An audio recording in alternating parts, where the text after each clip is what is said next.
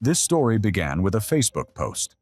In the spring of 2017, Karolina Wojcik, a 23-year-old student from Krakow, was looking for a way to pay for her education and help her mother with her mortgage. She worked as a waitress and did some translation work on the side, but she was constantly short of money. In one of the women's groups, she saw a post about surrogacy in the United Arab Emirates. The amount immediately caught her attention: $150,000 for one pregnancy. Karolina contacted a representative of the agency. A woman with a Polish accent explained the conditions: a full medical examination, a 9-month contract, accommodation in a comfortable apartment in Dubai, medical supervision in a private clinic, payment of all expenses plus a fee after giving birth. The clients were a wealthy couple from the Emirates who were having trouble conceiving. Everything was legal and official. Karolina spent several weeks researching information about surrogacy. She read dozens of stories from women who had successfully gone through the process. She talked to her mother, who was skeptical but did not try to dissuade her. Money solved a lot of problems. At the end of May, Karolina signed a preliminary agreement and underwent a medical examination in Warsaw. The results were good: young, healthy, no chronic diseases. In July, the agency sent her a plane ticket and the main contract, 28 pages in English. Karolina hired a translator and asked him to explain all the clauses. Most of them seemed standard: obligations to carry and give birth to a healthy child, comply with medical prescriptions, refrain from alcohol and drugs, and visit the doctor regularly. There was a clause about penalties for violating the regime, a clause about the client's right to receive the child immediately after birth, and a clause about confidentiality. The interpreter pointed out several points that he found strange. The contract stated that Karolina would give the agency full access to her medical records and agree to any necessary medical procedures determined by the clinic's doctors. Another clause stated that in the event of complications, the agency would not be liable for the consequences. The translator said that such wording is common in medical documents, but it would be better to consult a lawyer. Karolina consulted a lawyer.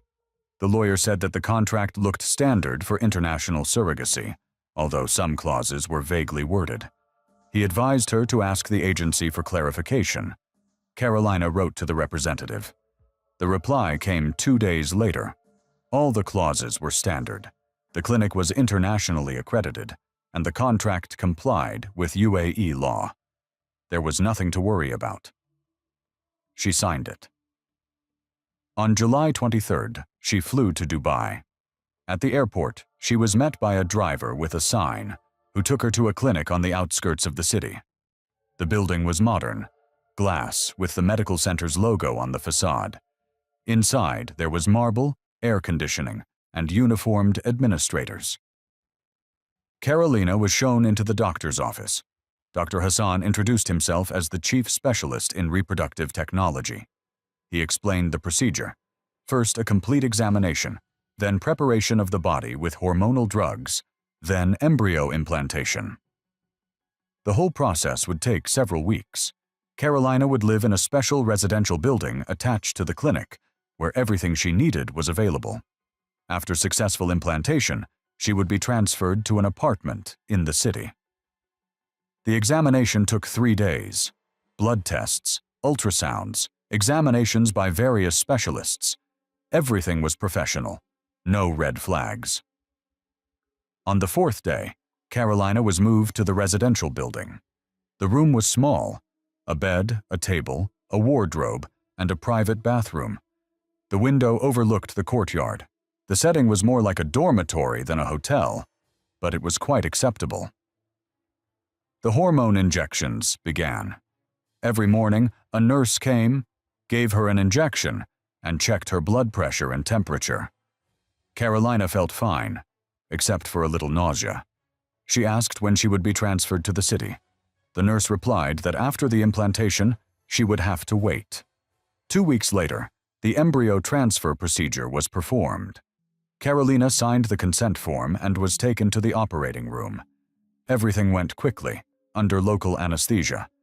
After the procedure, she spent the day in the ward under observation, then returned to her room.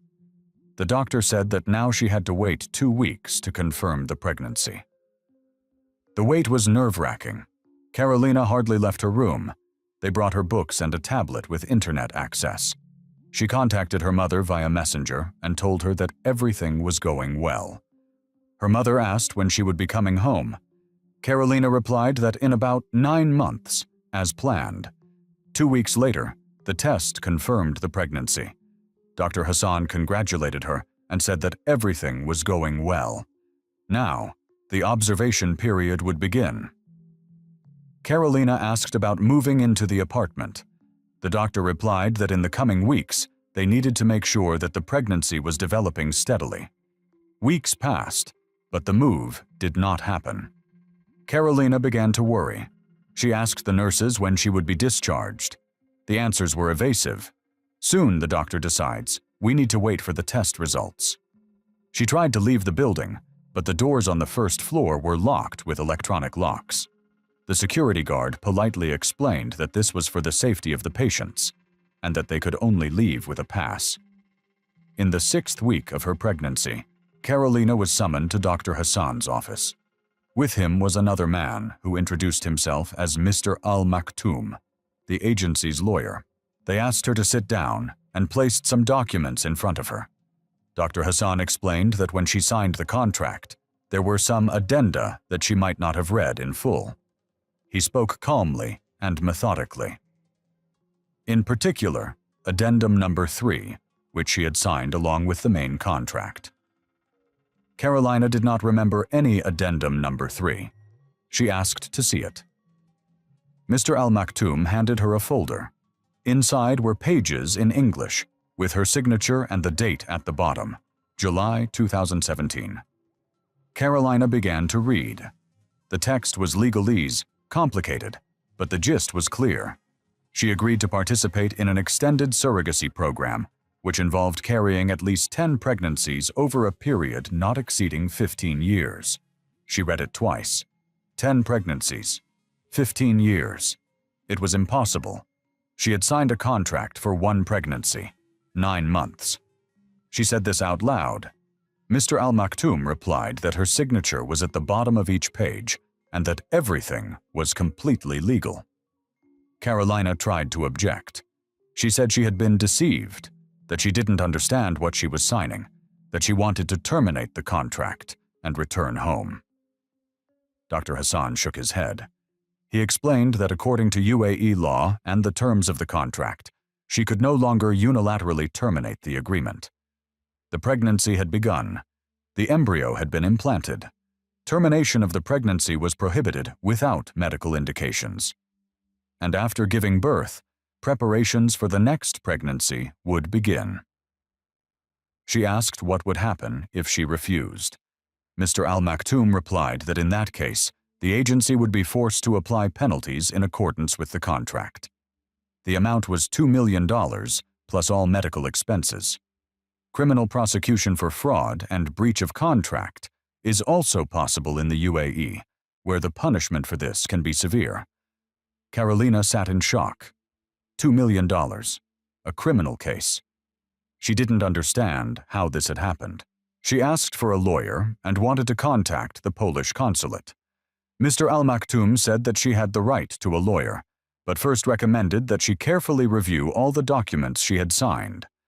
The consulate would be informed that she was here of her own free will, participating in a legal medical program. That evening, Carolina tried to contact her mother, but the internet on her tablet stopped working. She asked the nurse for a phone, but the nurse said it was not possible at the moment, as the doctor had forbidden her to get upset, as it was harmful to her pregnancy. Carolina started screaming, demanding to be put in touch with the outside world. Security arrived, and the nurse gave her a sedative injection. She fell asleep. When she woke up, she had been moved to another room. It was not a room, but rather a ward, a metal bed, a bedside table, a toilet, and a sink in the corner. There were no windows. The door was locked from the outside.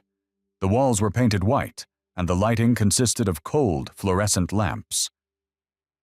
Thus began Karolina Wojcik's confinement. She spent her first pregnancy in this ward. The regime was strict: wake up at 7 in the morning, breakfast at 8, medical examination at 9. Meals were served 3 times a day. The diet was prescribed by doctors, and the portions were small. No snacks, no special requests. Once a week she had an ultrasound, and once a month, an extended examination.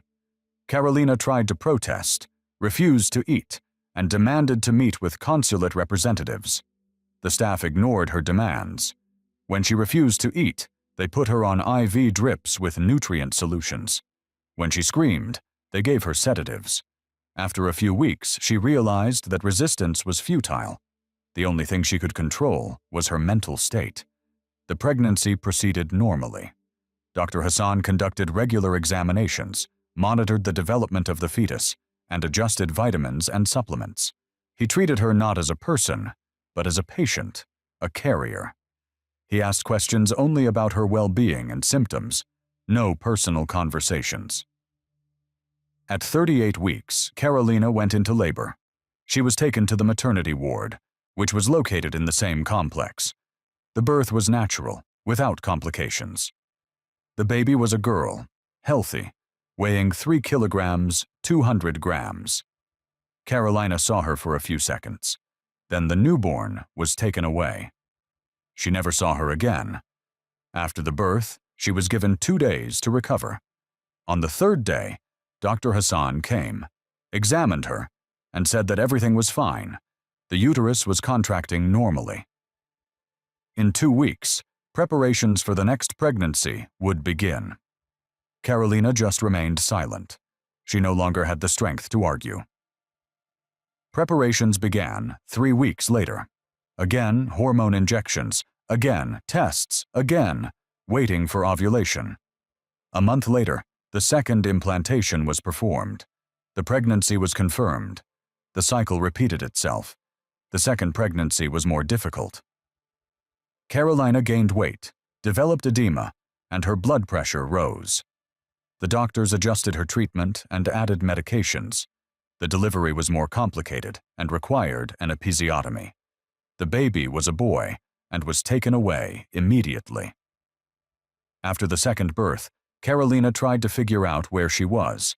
From the staff's conversations, she realized that the clinic was located somewhere in the desert, far from the city. Apparently, it was an isolated medical complex where women were brought for similar programs. She was not the only one. Sometimes she heard the voices of other women in the hallway and the cries of babies. She tried to talk to the nurse, to ask how many others like her were there. The nurse, a Filipino woman in her 40s, did not answer right away. Then she quietly said that she was not allowed to talk to patients about personal matters. But Karolina saw sympathy in her eyes. That gave her hope. Her third pregnancy began 4 weeks after her second delivery. Karolina's body protested. Her hormonal balance was disrupted, and she developed problems with her cycle. The doctors increased the doses of medication. The implantation was successful, but the pregnancy was accompanied by toxicosis, constant nausea, and weakness. By this point, almost 2 years had passed since her arrival in Dubai. Karolina lost track of time.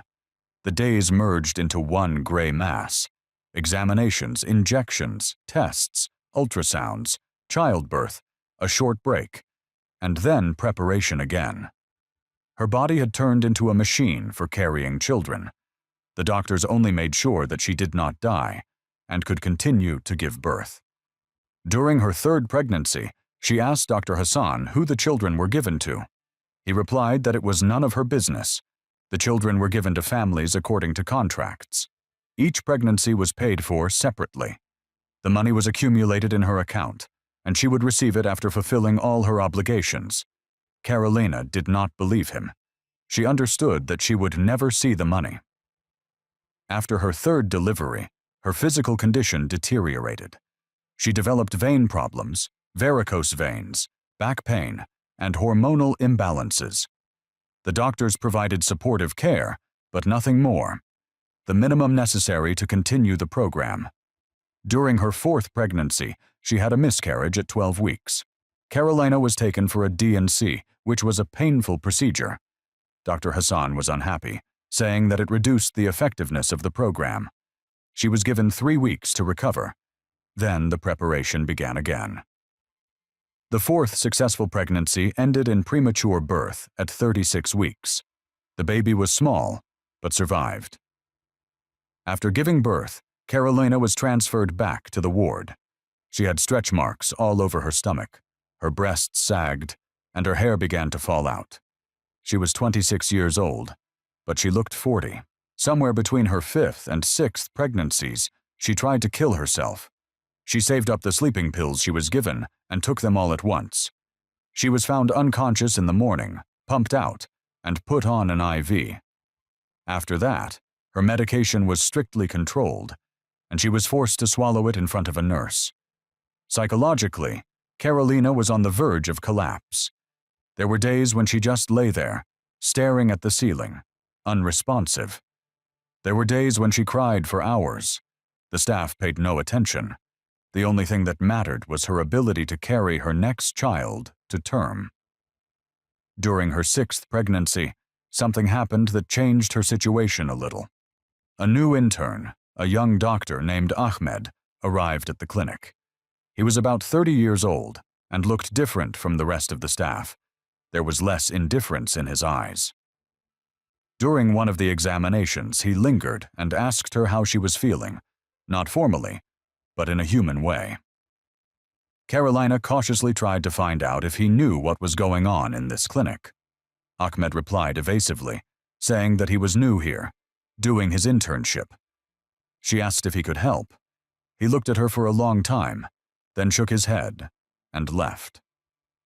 Over the next few weeks, he showed up regularly, conducted examinations, and took tests. Carolina didn't bring up the subject of help, afraid that he would be replaced. But one day, when no one else was in the ward, Ahmed said quietly that he understood her situation. He said there were several others like her here, women from different countries, brought here under various pretexts, held against their will. She asked why he didn't go to the police. Ahmed explained that the clinic had powerful connections. The owners were linked to influential people. The paperwork was flawless, and all the contracts were legally valid. The police would not investigate.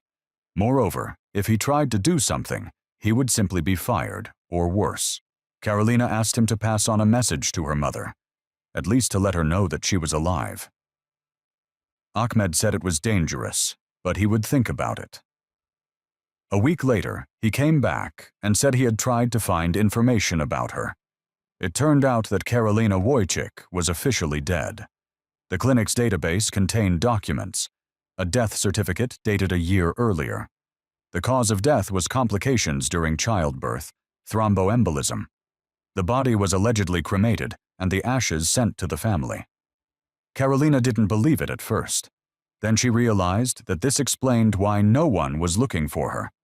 Her mother had received the coffin with the ashes and buried her. The Polish consulate closed the case. Legally, she didn't exist. She was a ghost, a living corpse, locked up in a clinic in the middle of the desert. She asked Ahmed if he could bring any evidence out. Photographs, CCTV recordings, a copy of the fake death certificate. Something that would prove she was alive, that crimes were being committed here. Ahmed hesitated. He said it was very risky, but on his next visit, he brought a USB flash drive. He said he had copied several files, recordings from the cameras in her room over the past month, scans of her real documents from the clinic's database, a copy of the fake death certificate.